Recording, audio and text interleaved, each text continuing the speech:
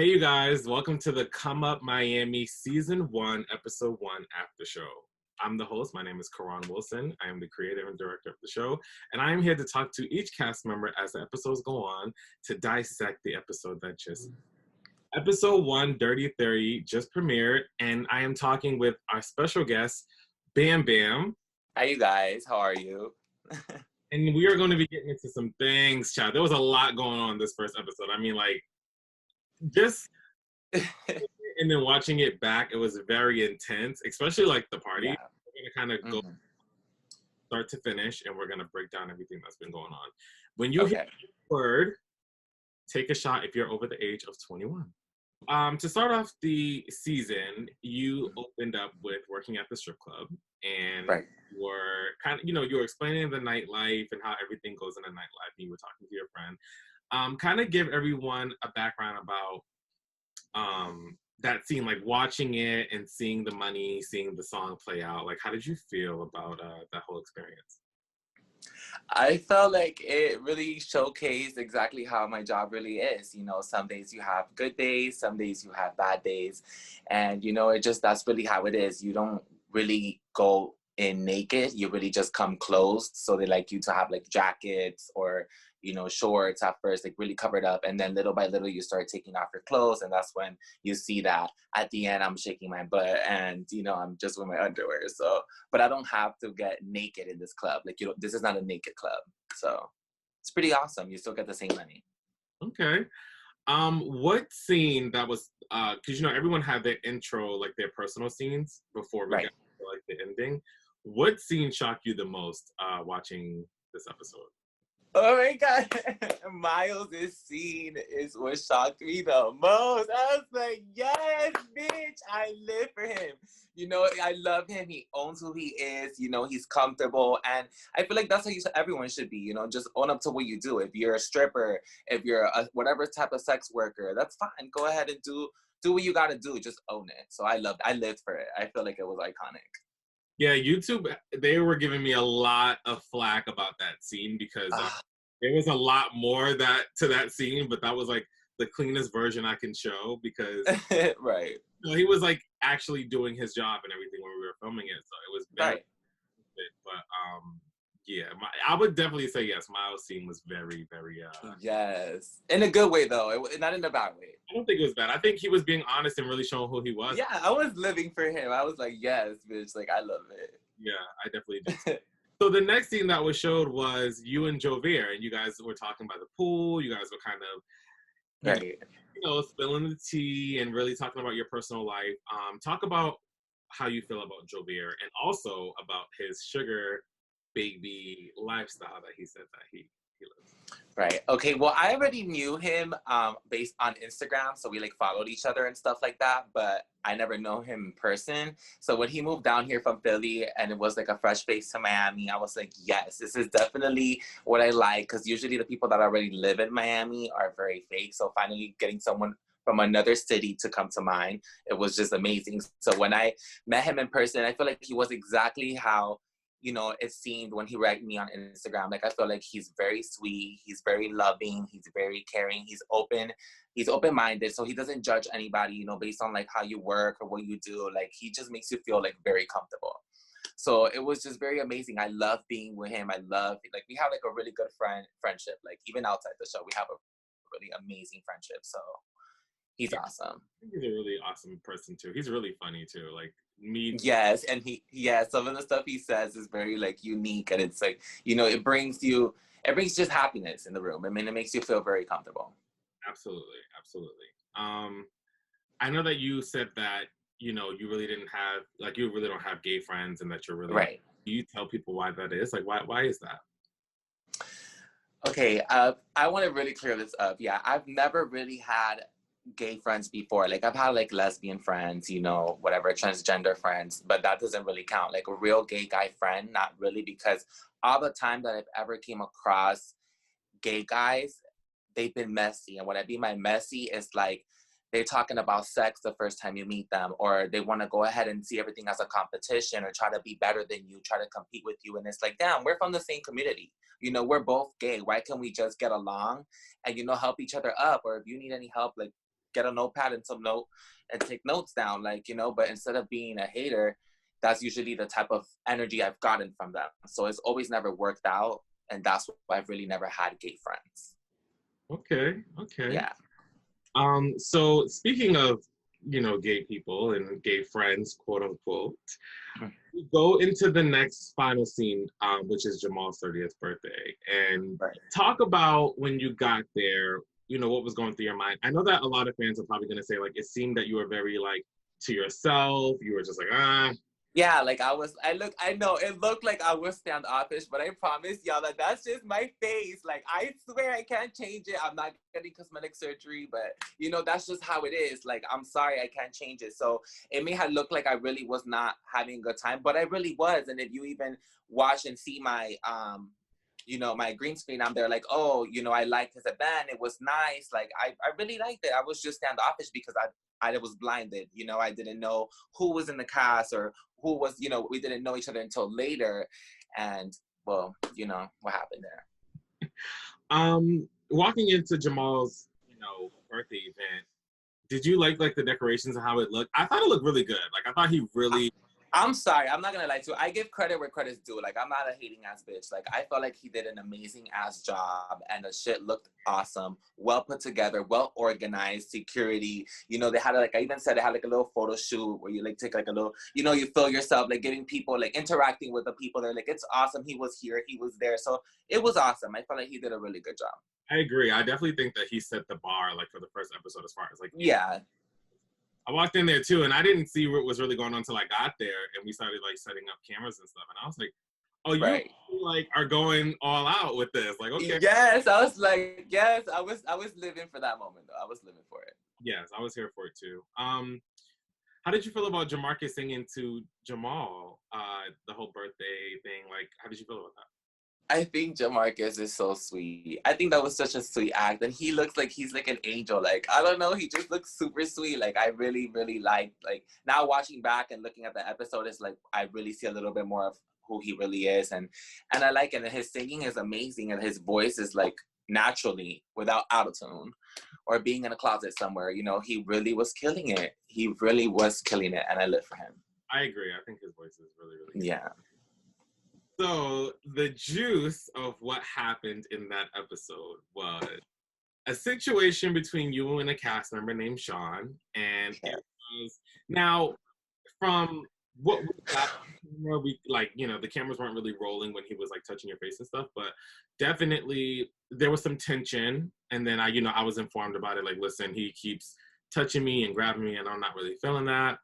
Talk about how that whole thing kind of played out behind the scenes as far as like... Okay. So this is how it all started. I was sitting up in the area, like, I don't know if you noticed, that was like a little VIP area. Well, I was sitting down up there by myself, you know, because I was just waiting for the Golden Boy. That's really the only person who I had already knew prior to already filming the show, because we had filmed the scene together. So I was like, okay, I was waiting for him to come. I was by myself, you know, doing my own little thing, whatever. And then out of nowhere, Sean came up to me, but I didn't know that Sean was a part of the show or what his name was or whatever. You know, I just thought he was a regular person. So when he approached me, he was nice. He was like, oh, you know, what's your name? No, he didn't start like that. My bad. Sorry. He started off with, I love your tattoos. And I was like, thank you. I have a lot of them. He's like, yeah, my sister actually has one on her foot. I'm like, yeah, the foot hurts or whatever, all of that stuff. And then as we kept going, he asked me, what's your name? I'm like, oh, my name is Bam Bam. What's your name? He's like, no. What's your real name? And I was like, a little bit like taken back, because I really don't give my real name to people like that. It's just a thing I've always done since I was little. I just don't. I've always gone by Bam Bam. So, you know, this guy just kept asking me. So I was like, okay, my name is Elvis, but nobody really calls me that, just really close friends and family. And then I don't know if he took it wrong or whatever, but he was just like, okay, when I address you, I'm going to call you Elvis. So that kind of took me back, because I was like, what the fuck? Like, I don't know you. You got me. And I know that maybe people are friendly everywhere else. Or, you know, when people get liquor, they're a little bit too friendly, but I'm not friendly like that. Like, you don't know my past. You don't know where I've come from for you to be like addressing me like that. Like, I'm your bitch. Like, it just wasn't going to work out. So I took it lightly, when in real life I would have addressed it really bad. So I just took it lightly. I was like, okay, I'm here filming. I don't want to look like a crazy bitch. It's the first fucking night.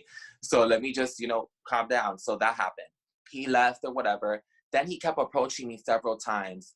And then in one time particular, he approached me and he was like, I want to know what it takes to bring something out of you.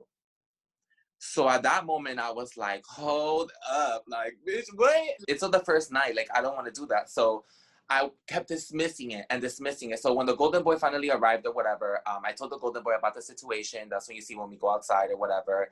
And then we go back inside and then he kept going and kept going. So then that's when he asked me when he wanted to bring something out of me. So I asked him, what is it that you want to bring out of me? I'm confused. And he just laughs and starts sipping on his cup. And that's at the time, like, where the cameras were down. So as that was happening, Miles was standing like over there talking to Prince and somebody else. So he grabbed my hand and started like grabbing me, you know, to take me to there. And I pulled off and I was like, no. So we went to the bathroom. He shows up to the bathroom. So then we go, I was over it. So by the time we got back out, this is when he goes to my face and he's really close to me like this. And I feel like, I think you were there. I don't know if you saw it or not, but he was really close to me. Or you were talking to the other camera guys. I don't know, but the cameras were not really there. So he was in my face. I was really close to his and he starts drinking. And out of nowhere, he just goes like, let me see your tattoo. And he goes like that to me. So when he grabbed my face, I was like, this bitch, this is the last straw, bitch. Like, it's about to go down.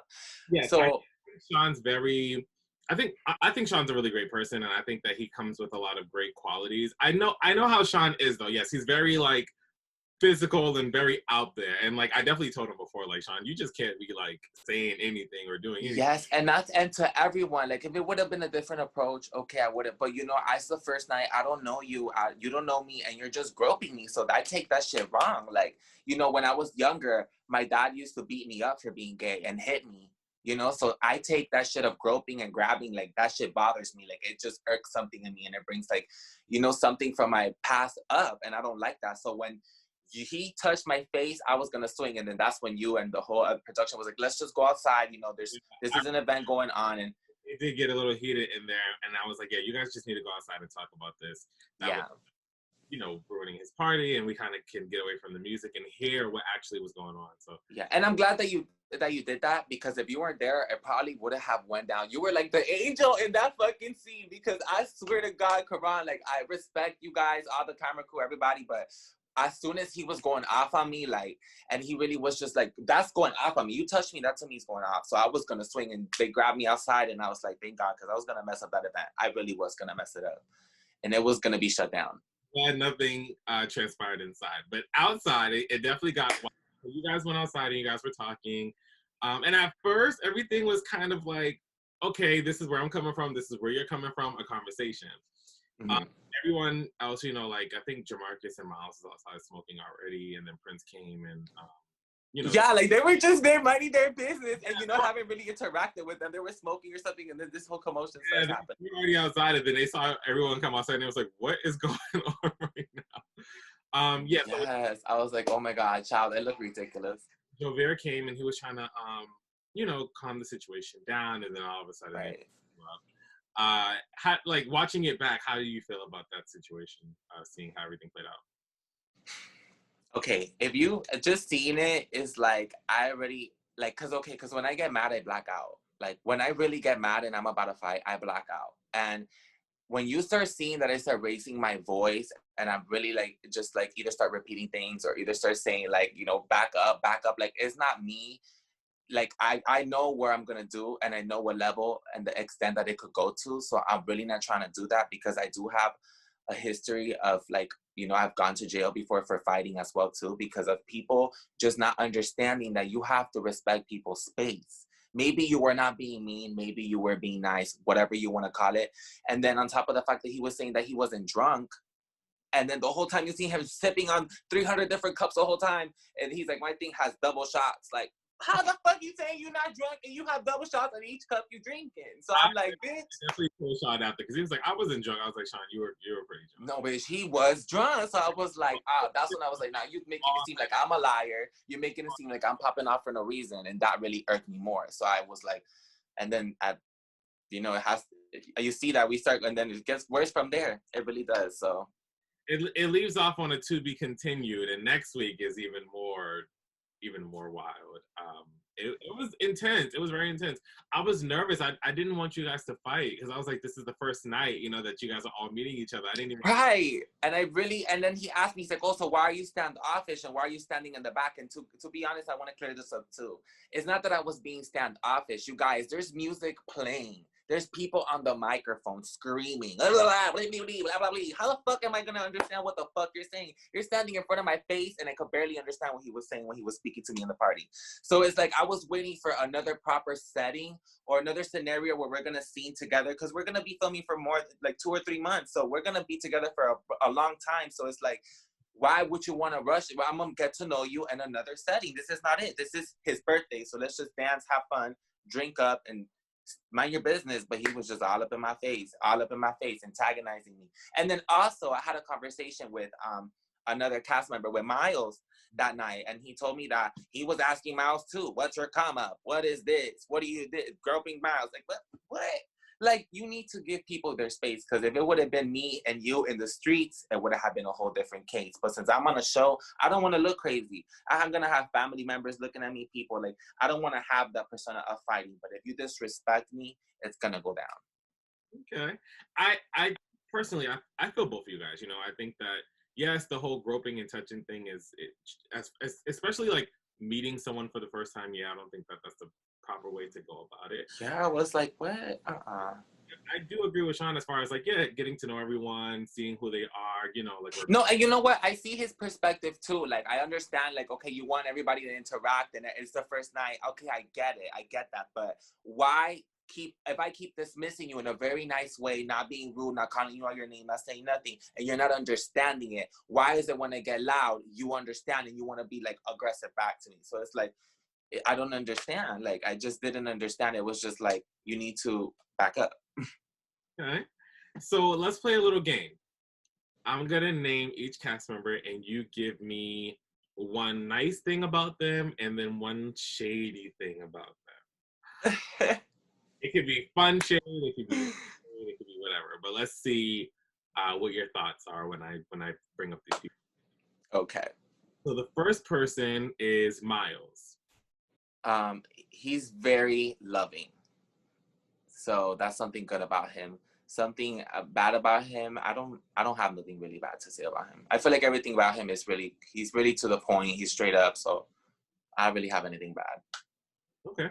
The next person, let's say Prince.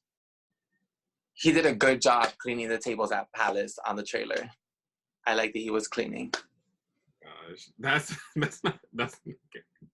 That's nice. He did a good deed. And then something mean is maybe we should get to know each other a little bit more. And maybe, yeah, that's, I guess, something bad. He hasn't gotten the chance to get to know me, so. Okay. Jamal. Something good about Jamal. His event was really nice. And I think he did an amazing job on it. Something mean about him. Well, not really mean. It's just being honest. He's fake. His personality is not on the show. Is not what he was giving in real life. Like behind the scenes and all of that. But I'll let people see that for themselves. Okay. Let's say Javier. Javier, he is awesome, loving, caring, beautiful, amazing, out of this world. He's everything. I just live for him.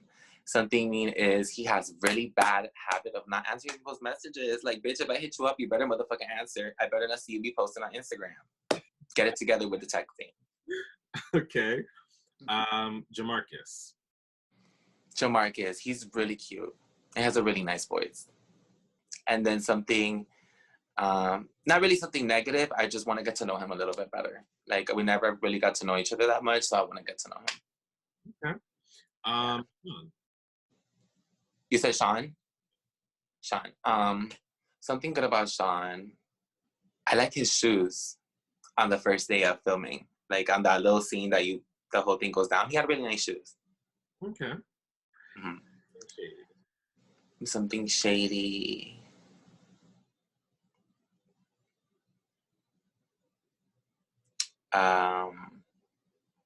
Something shady is like, I don't know. I don't want to say something very disrespectful, but I feel like what's shady is that he be throwing a lot of shade on comments on people's likes, especially people that be defending me on YouTube and stuff like that. And it'd be funny. He'd be like arguing with them, and it's like, boy, it's not that serious. Like, don't go back and forth with the fans. Like, people are gonna like me. There's people that like me. There's people that don't. So there's people that like him. There's people that don't. It's not that serious. So don't worry about it, sweetie.